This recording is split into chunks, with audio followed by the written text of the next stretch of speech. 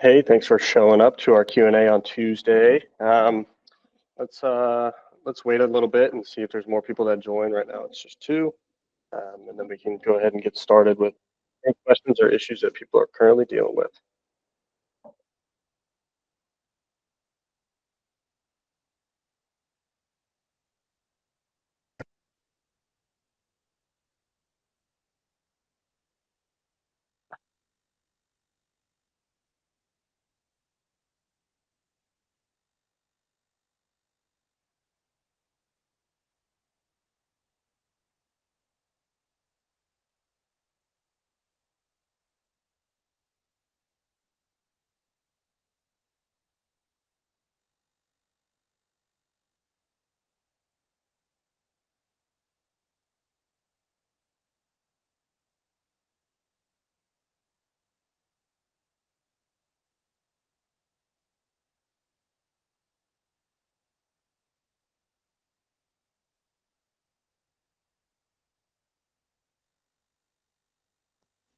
Okay, awesome. We've got some people that joined in.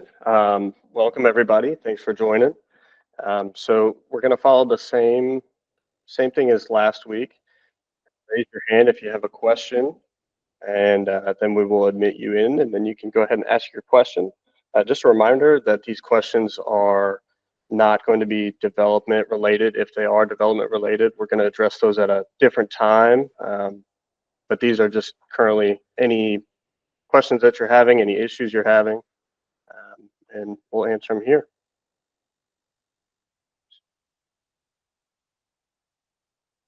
If anybody has any questions, go ahead and hit the raise hand button, and then we can go ahead and take our first questions.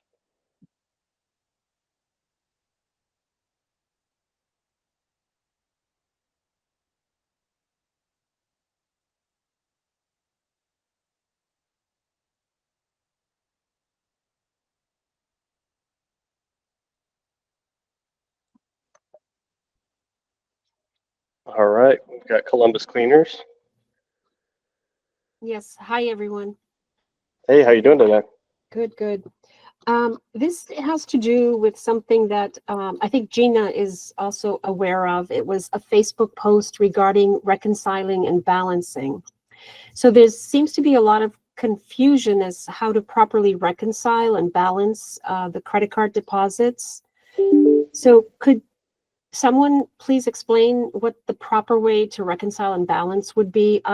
From my understanding, I have been using the revenue method, revenue by method, which I have not been having a hard time at all. I find it very easy to reconcile, but I'm beginning to wonder, am I not seeing something that the other users have been making comments about, how it's impossible to reconcile and how they're questioning if all their deposits are being deposited. So I just want some clarification. I feel that I've been doing it the right way, and that I have not been having any issues whatsoever, but could somebody please clarify?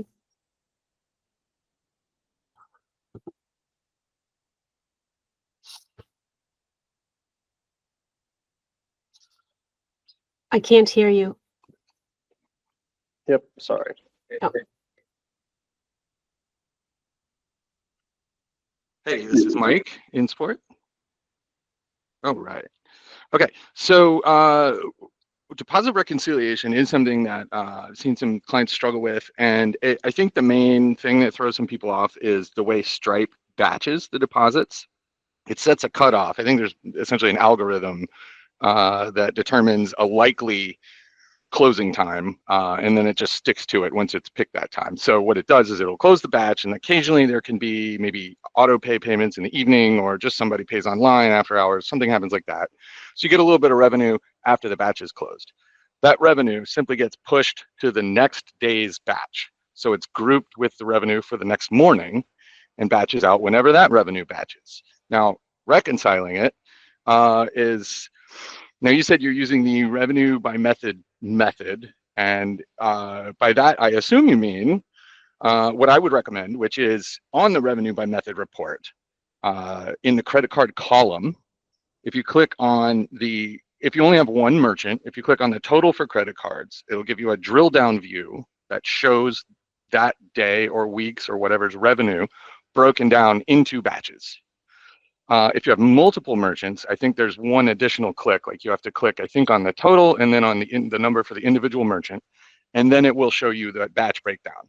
So what that does is, say, if I look at this past Monday only, I'm looking at the revenue. I set the revenue report for Monday. I go down and click on the credit card total for Monday.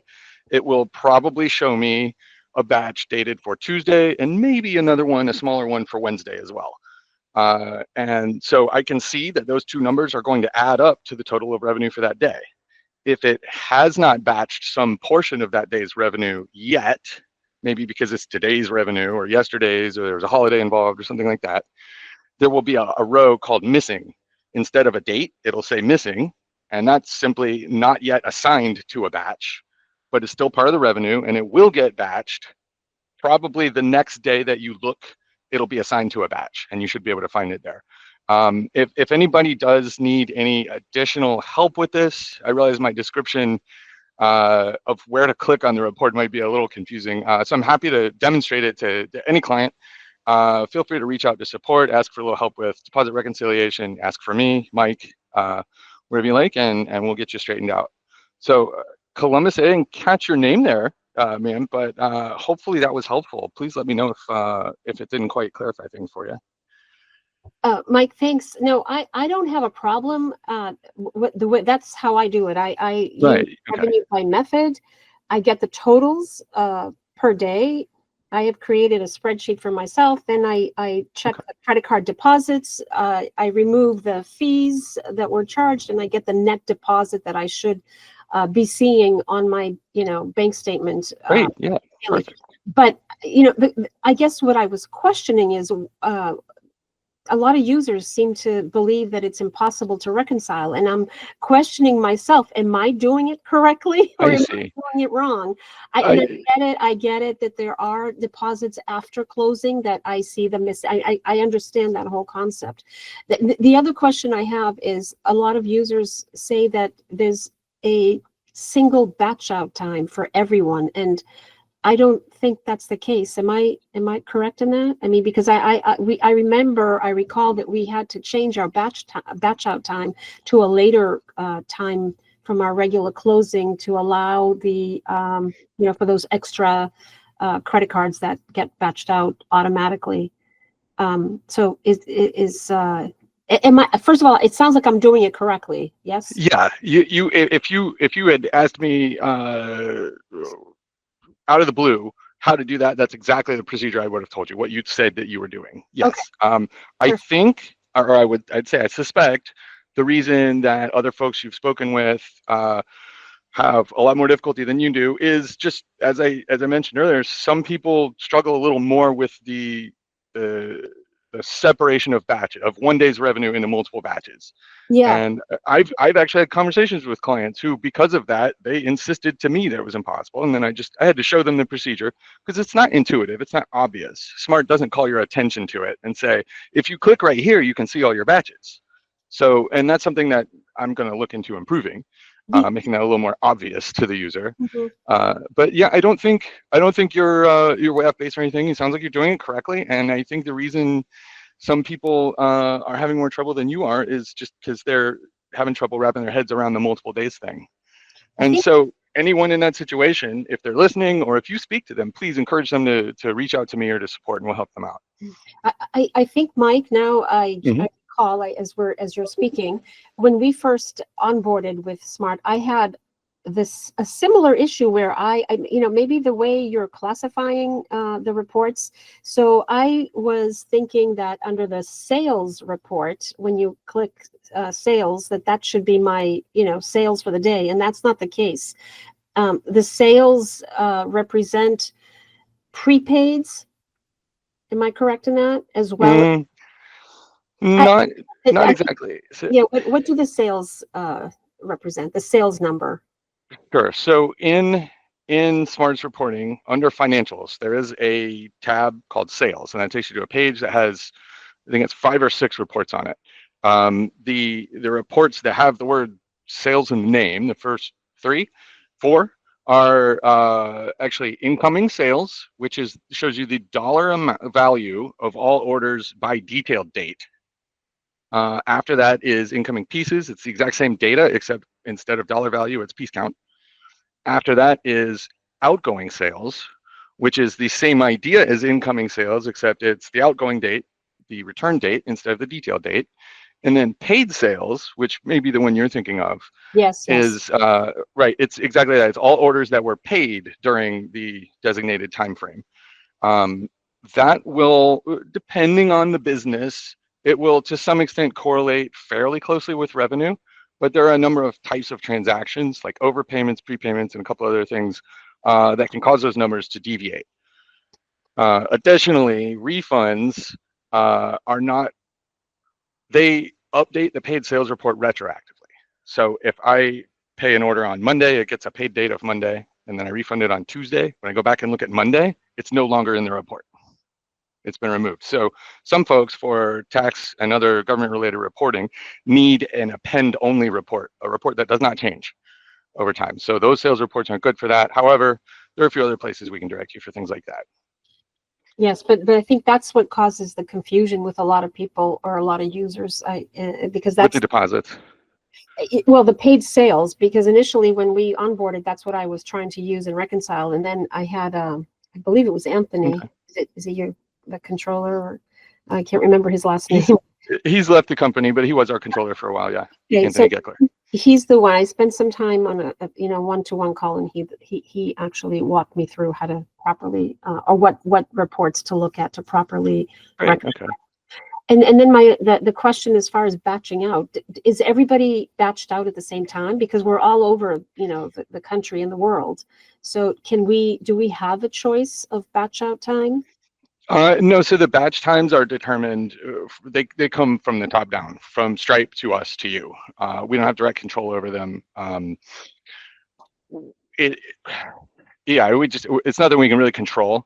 So if I can just touch real quick on a point, I want to address something you mentioned in a moment ago, and then we need to wrap this up so we can let someone else ask a question. But I'm happy to continue this conversation with you at a later time if you'd like to contact me. I just want to make this one last point is paid sales is not going to help you reconcile your bank account.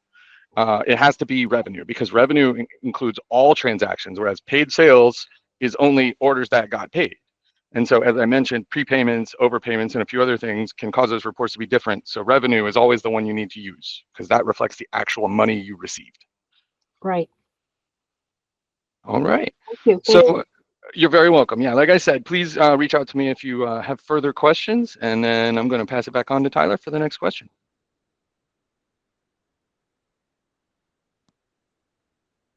All right, perfect. Just a reminder, if you have questions, go ahead and raise your hand, and then we'll get them in the order that we received. And right now we've got Mike Marshall.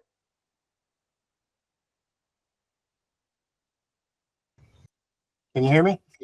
Yes, sir. How are you doing today? Good. How are you? Doing well. Hey, this morning we had replaced the printer. It was a Canon printer, which we had before, and I couldn't get the driver to work through Smart. I sent a message out, and the reply was, we don't serve that type of printer.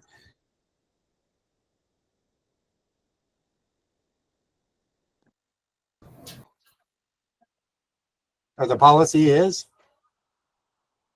Oh, okay. I thought you were still asking a question. Sorry. Yeah. So we do not service those printers. They're not under our supported documentation, and really, it sounded like that the issue was an actual driver issue with an unsupported printer.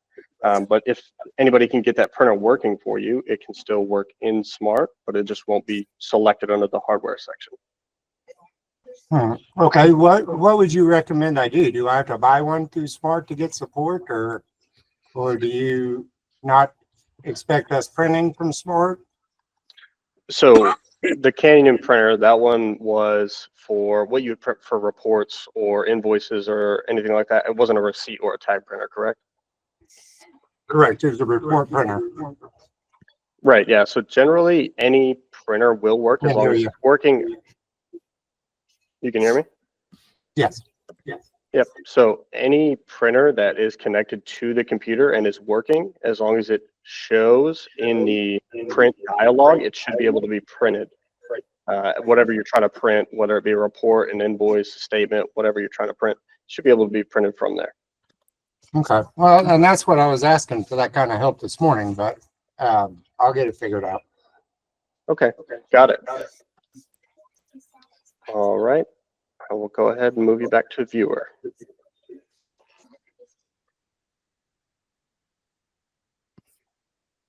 All right. We've got another one coming in.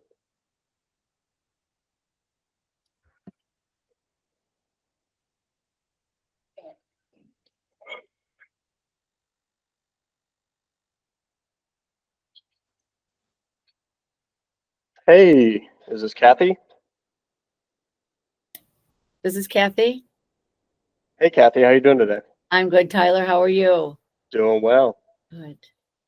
So my question is, I look at my production overview report like weekly. I like to be able to see the, month to month for a whole year, how we compare with revenue per piece and things like that. I've asked this question before. It hasn't sunk in yet, but obviously it's important information or you wouldn't have it on this report. Unique visits. What does that mean? Or better yet, why would that information be important to me and how do I use that information?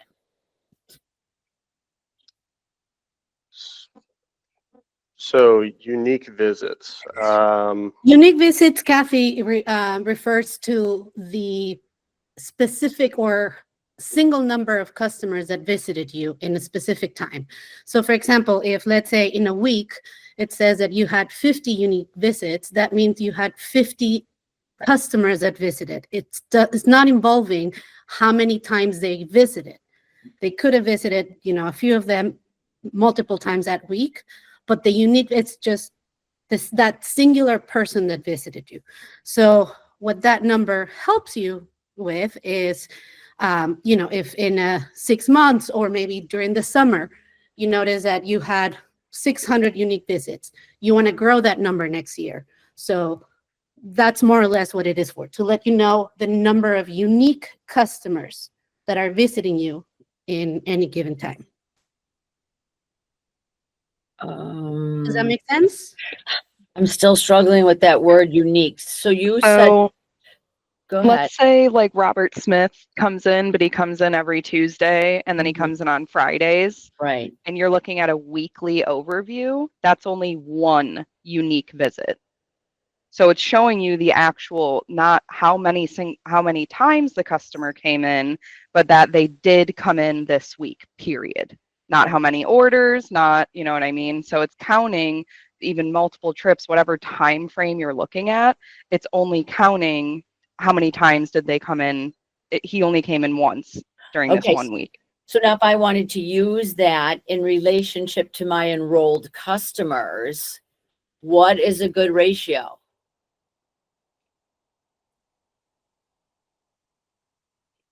What do you mean? Explain a little.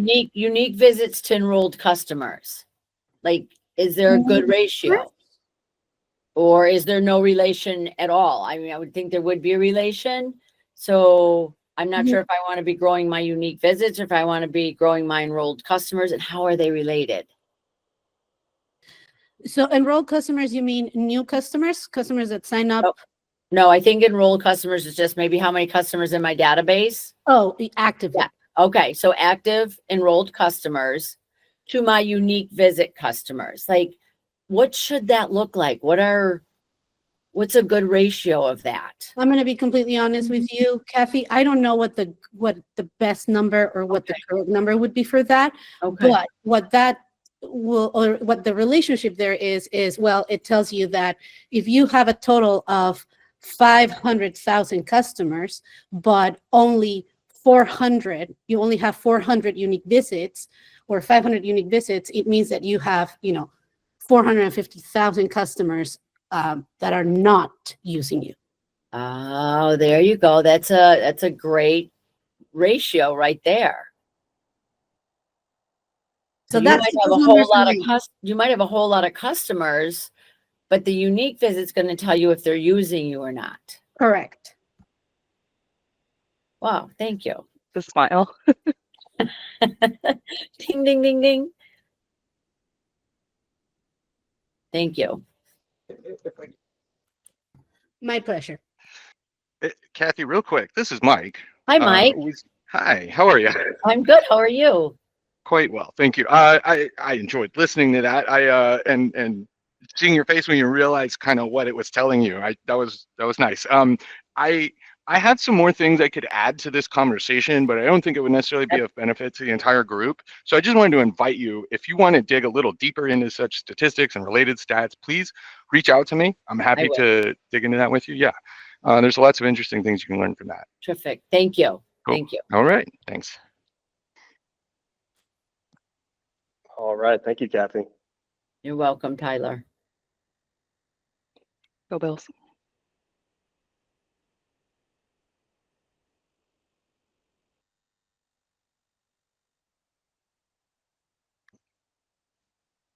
All right. Hey, Daniel.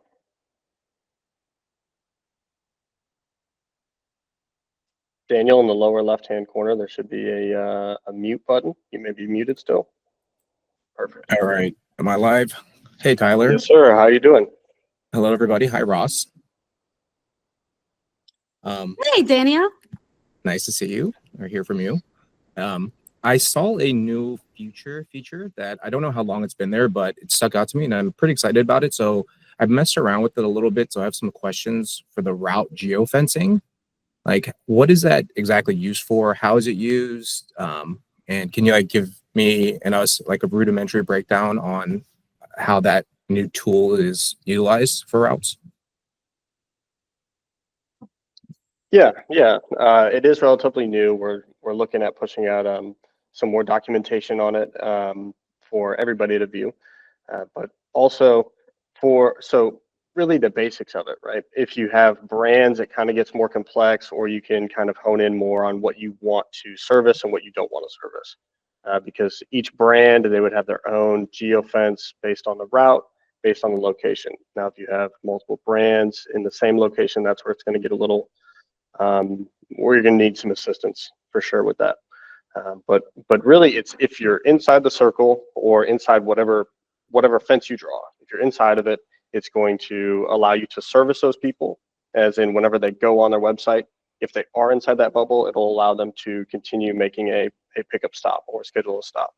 If they are outside of the bubble, it will produce an error showing, hey, we currently don't service your area. Please contact this number, store number, and let us know that you can't view it.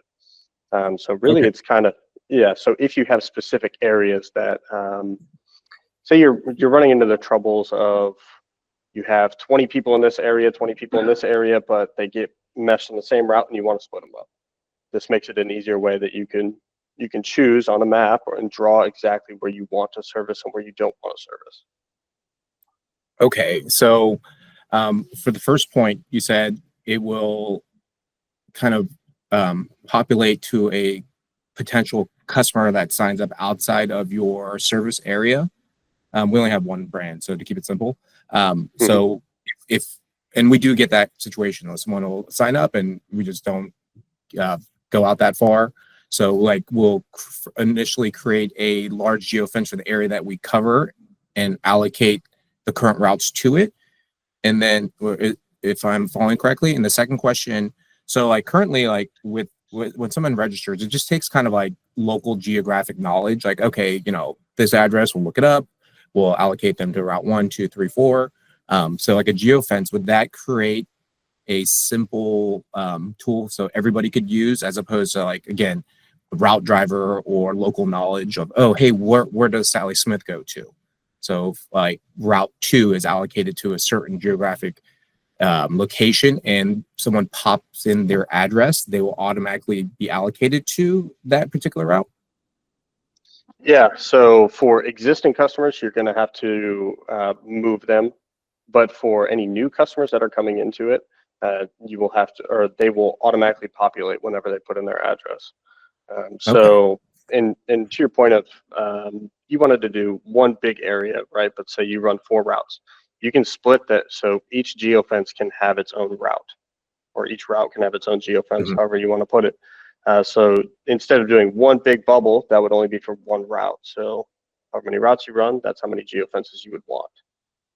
And then, yeah, if any new people come in, they would be assigned automatically based on their location or their address.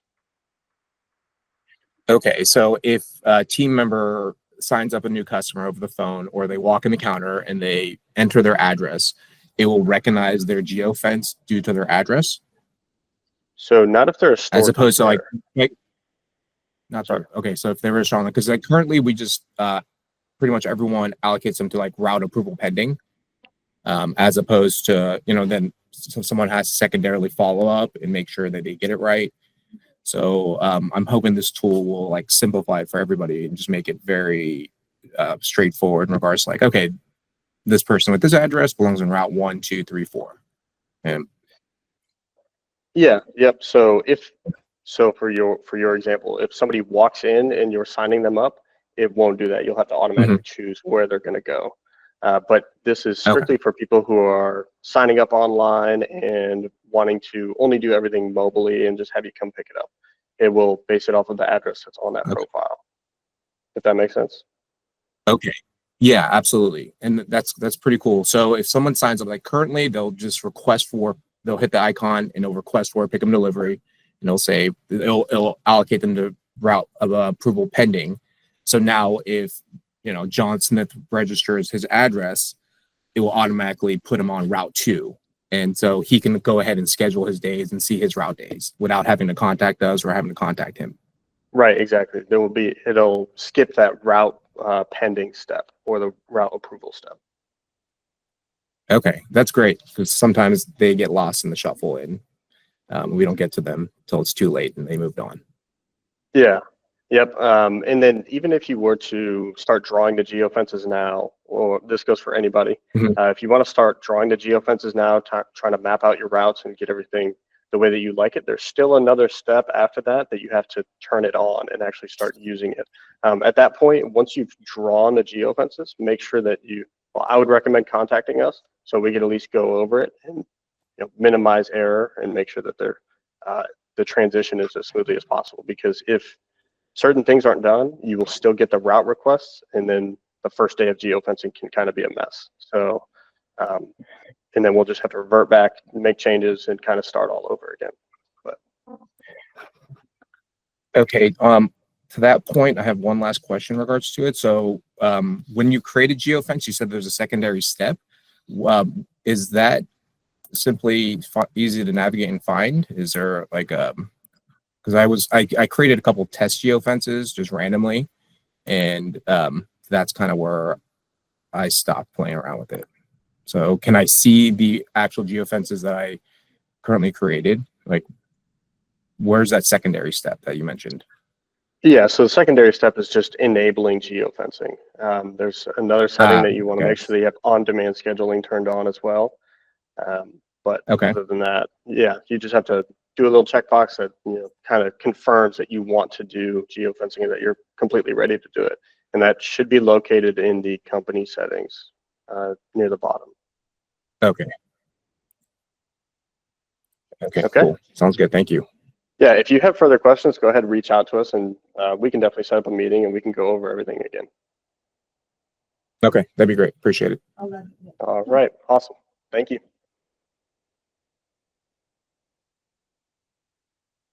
All right, as a reminder, I think we've had a couple more people join in since we initially started. But if you do have questions, go ahead, raise your hand, and then we will take you in the order that we've received you.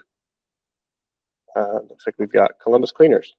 Yes, hi. And my name is Maria, by the way. Hey, Mike. hey Maria. Hi. Gotcha. So back to that question, I know that Kathy's going to connect with Mike on the unique visits, but I just want to understand it because I struggled with that as well. The unique visits equates to active customers. Is that correct in my understanding? Hi, Maria. It's Mike again. Hi, Mike. Okay, so unique customers I think I'm pretty sure in the report it actually says unique visits, but I think unique customers is probably a better way to think about it. It is, and it's very much like how Gina explained it. If you have so many customers come in every week, if we make a list of every single customer who comes in during a week, and then we remove all the duplicates from that list so that each person is listed only once, and then we count that list, that's unique visits. That's what that statistic is counting. It's telling you within whatever time period how many different people interacted with your business is another way to put it. And by interacted, I mean transacted, not like a message, but some sort of transaction, presumably. Come in, they pick up, they drop off, whatever. Without double counting. Right, without double counting any names, exactly. Okay, so for example, I have, going back to the example before, you 500,000 customers in a database, and I run a report for the quarter, 3 months. Mhm. And it tells me I have 450 customers. That means that out of my entire database of 500,000 customers, only 450 used us in the past 3 months, correct? Maybe, but it actually kind of depends on how we pulled that data. If the number we're working with is the unique customers for that full 3-month period, then yes, that's true. However, I think the way Smart reports it is on a monthly basis. So if you were to take 3 consecutive months, it's not, you'd have 3 numbers, right? So 3 lists of unique customers. That's not necessarily the same as the list of unique customers for the whole 3 months.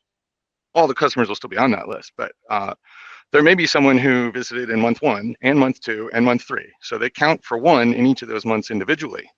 But if you take all 3 months together, they only count for 1 instead of 3 times. Does that make sense? Yes. It's a little, okay, good. Yeah, so that's what it is. That number is telling you how many active customers you have, right? Active in a specific sense, yes. It's not quite active in the way Smart defines it in reports. But yeah, it is like in the real world, they are actively engaging with you because they visited, yes. Right, so that's I what would the agree with that. number is supposed to tell us. Mhm. Okay, Yeah, it's a gauge of the volume of customer interactions or transactions. Yeah, okay, thank you. it's you're welcome. It's all yours, Tyler.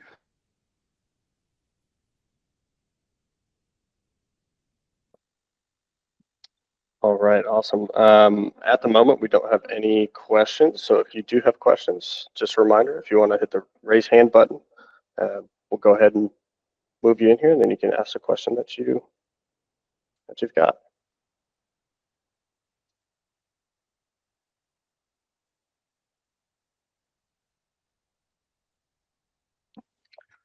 Actually, before we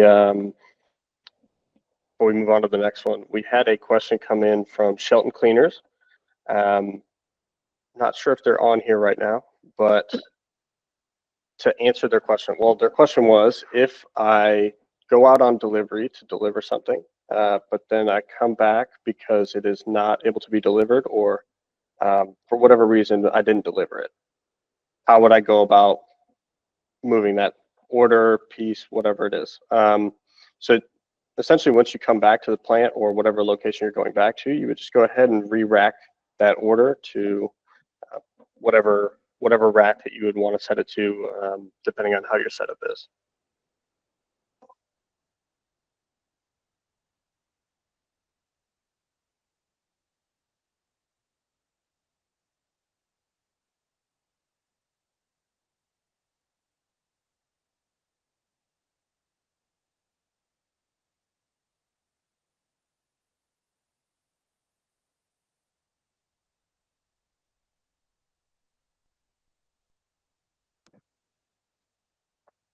All right.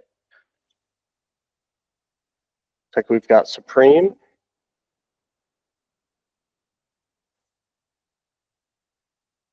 Hey, Supreme, if there's a mute button in the lower left-hand corner, you can go ahead and click that, and then you'll be able to talk to us.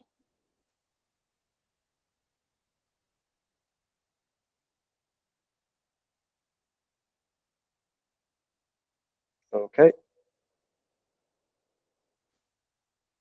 We're going to go ahead and move you back to viewer status. And if you are able to talk later, go ahead and raise your hand again.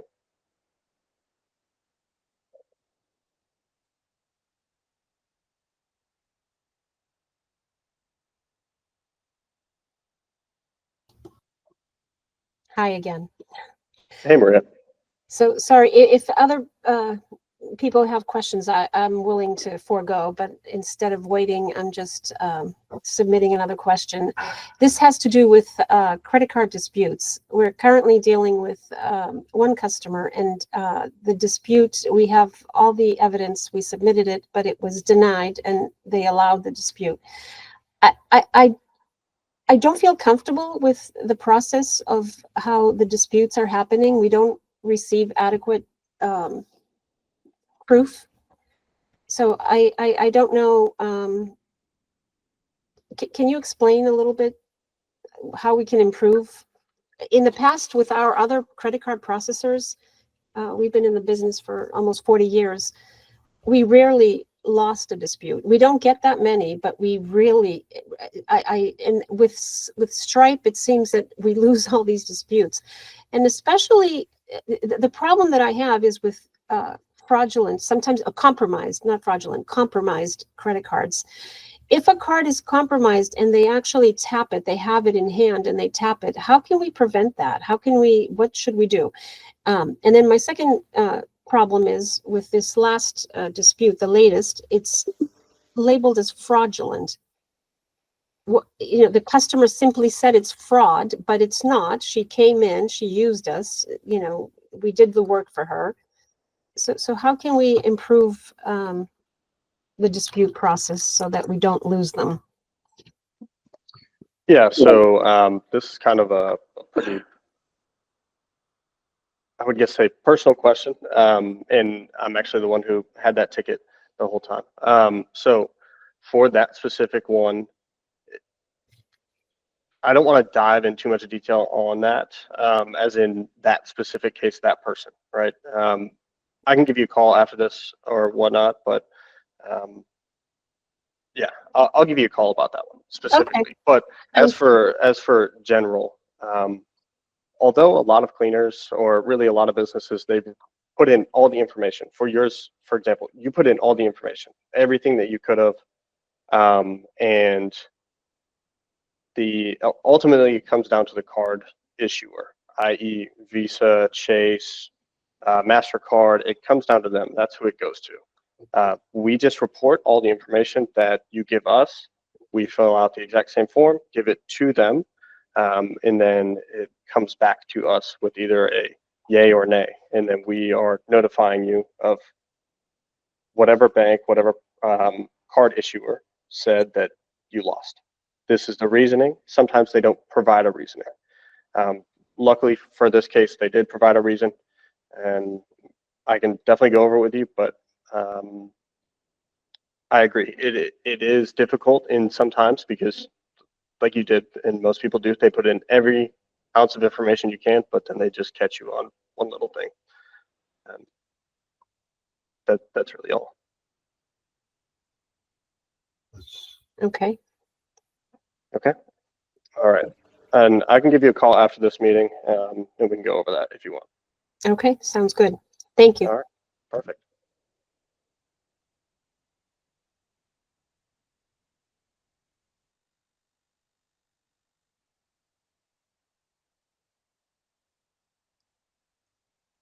Hello, Supreme.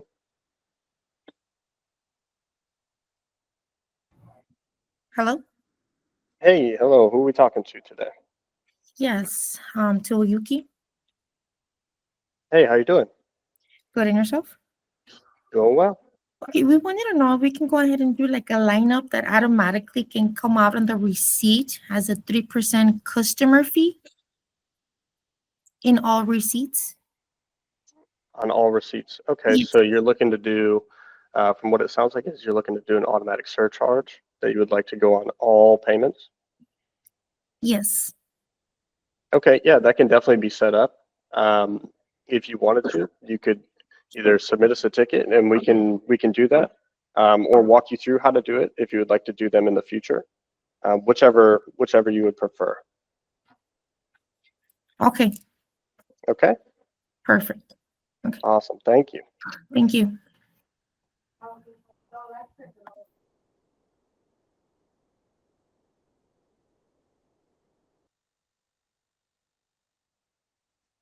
All right, we're getting towards the end here. We'll go ahead and take one more if there is one. If not, we'll probably sit here for another 3 minutes-ish, and then we'll go ahead and close up and be done, and then we can move on next week.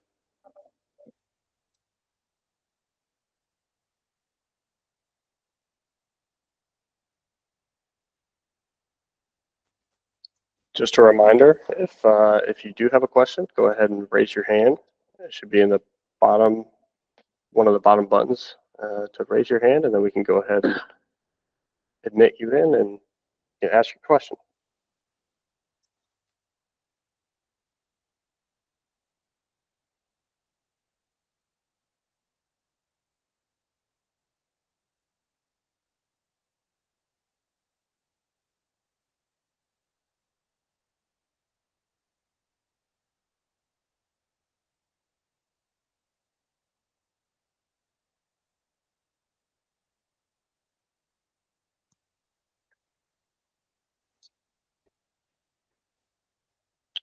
All right, we have Shalina and Aaron Morel. Looks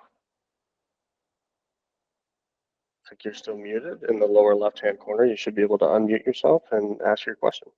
Oh, there we go. Can you hear me Perfect. now? Okay. Yeah, how I have are you a quick doing? question about automated assembly. We currently have an older automated assembly system that Smart was able to incorporate into their system. What is the number of orders a day that you guys recommend to stick with automated assembly versus just going with a static assembly? Ooh, that's a good question.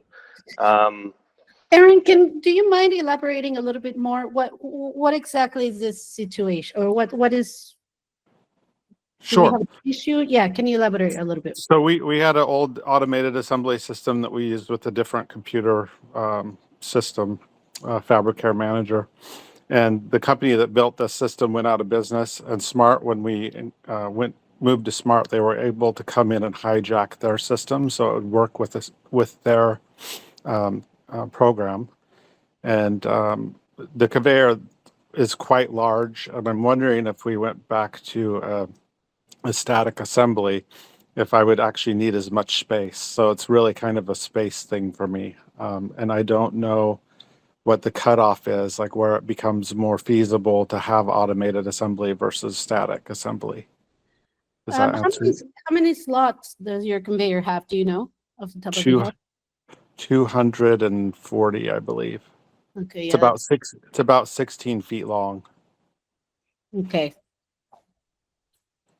Yeah, this sounds so. Is this because you think that the amount of time that it takes to move from one location to another, it's a little bit too long? Well, I'm just thinking that if we have an employee that moves to the slots, like in a static situation, that it might be just as fast as our conveyor moving now. The one thing that we have found when we hijacked it, the conveyor doesn't move at the same speed that it did before. So we always ask the question is, we might have to put some more steps in, but I think we might not lose much time just because the conveyor isn't as fast as it used to be. But right now, because we're kind of crammed in our building and we can't add more square footage to our building, we are trying to figure out how we can condense stuff either by adding a smaller assembly conveyor, like a shorter in size, or by just doing static assembly. I mean, I would suggest that you send us a report ticket. We can further discuss this, but we could potentially just do a test and reduce the number of in the system in Smart. Just reduce the number of slots, make it a static assembly for maybe a week. You could use just one side of the conveyor, so you don't need to create a new area. We'll just use one side of the conveyor, make sure it's not moving, and you could test it for a week and see how that works. Oh, that's a beautiful idea. All right. Okay. I'll give you guys a holler when we're ready to do that. Sounds good. Thank you for answering that. All right, one more quick question. Can you hear me Sure. still? Oh, Yep, I can hear you. are these weekly meeting that you guys are we going to start doing this weekly? Is that what's happening? Or So, have they been happening weekly and I haven't noticed? I'm sorry. oh, all good. This is probably this is our third meeting. Okay. They haven't all been every single week, but just the last 2 weeks we have been consistent. And we're working with it. We want feedback. We want to know if this is helping people, if this is beneficial, and yeah, Well, we're I open vote to yes feedback. already. I came in late today, but I think this is a great idea. All right, perfect. Love to hear it. Thank you. Yeah. Yeah, not a problem. Thanks.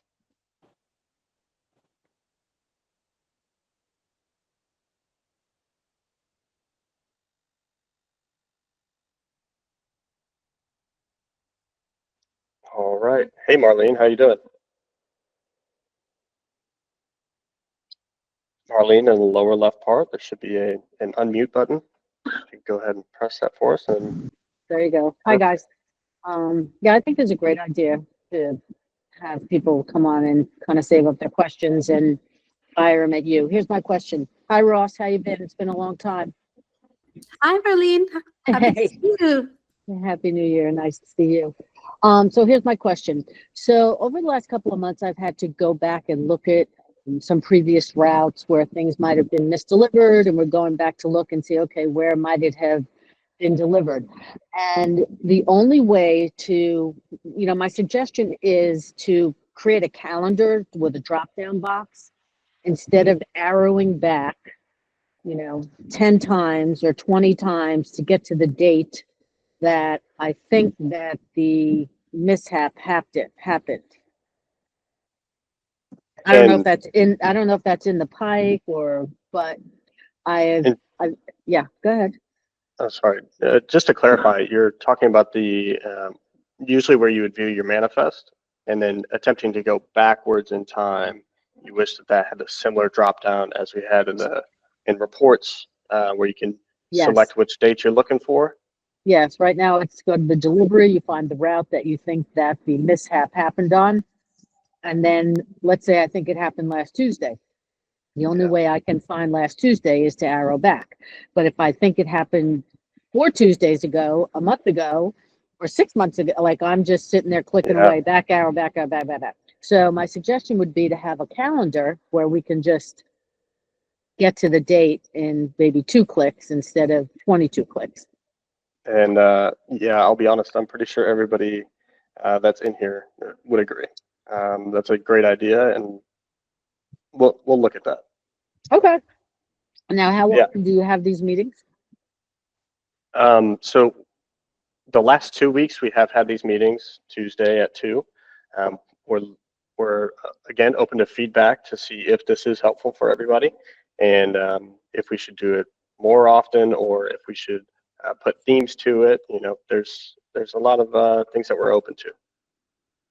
Okay, I think it's really good. Sorry, I missed the first 2. I'm actually in Anguilla, sitting on the beach, listening to this right now because I have the time and I got a pop up. So I'll look out for the emails of when they're happening. And the other thing is, I also think that your service department is really, really improved, and they're pretty quick and pretty helpful, and things get resolved pretty quickly. So that's a big plus too. Awesome, we love to hear it. Yep. Okay, thanks. All right, not a problem. Thanks, Marlene. Okay.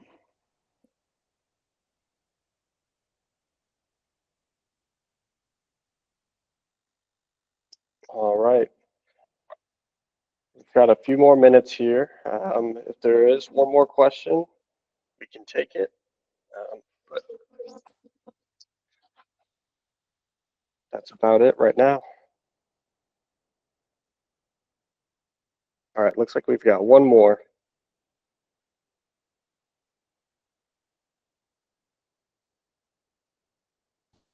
Hi, it's not a question, just a comment. I think this is great, and I hope you do continue having these Q&As. Also, I would like to see some smart presence on the DLI Tuesday Zoom calls. You used to have presence, but now I have not noticed a smart representative sitting in on those. I think that would be very helpful. Okay, awesome.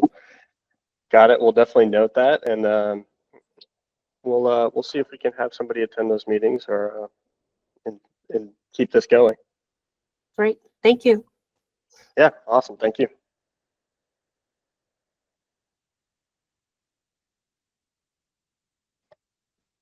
All right, we'll make that be our last one. Again, if anybody has feedback or anything, feel free to email us or put in a ticket, just submitting feedback. And yeah, thank you all for taking the time out of your day and joining us on the QA.